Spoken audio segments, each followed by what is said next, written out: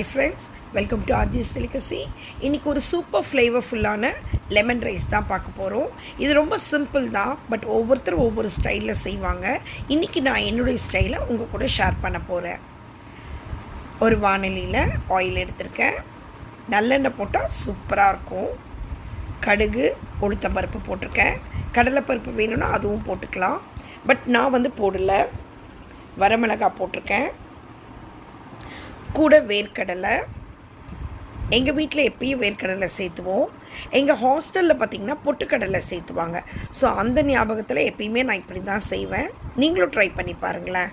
பொட்டுக்கடலையும் போட்டுட்டோம். இதோட கூட பச்சை மிளகாவும் போட்டிருக்கேன்.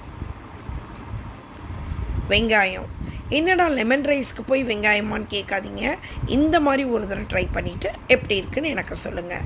நான் கேள்விப்பட்ட நிறைய பேர் வெங்காயம்லாம் போட மாட்டீங்கன்னு சொல்லிவிட்டு, ஸோ இது ட்ரை பண்ணிவிட்டு சொல்லுங்கள். நீங்கள் கூட மல்லி கருவேப்பிலையும் போட்டுட்டேன். பெருங்காயம் போடுறோம்.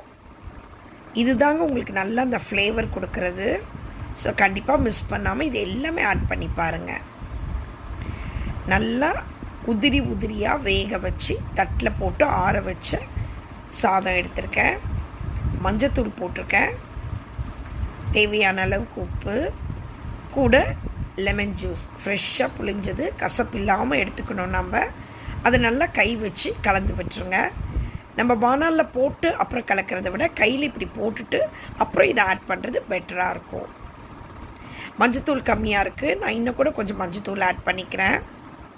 நான் இப்போ ரீசெண்ட்லி ஒரு விஐபியோட ஒரு ஃபேஸ்புக் பதிவில் பார்த்திங்கன்னா தக்காளியெல்லாம் போட்டிருந்தாங்க. அது எப்படி தக்காளி போய் லெமன் ரைஸ்க்கு வரும்னு எனக்கு தெரியல.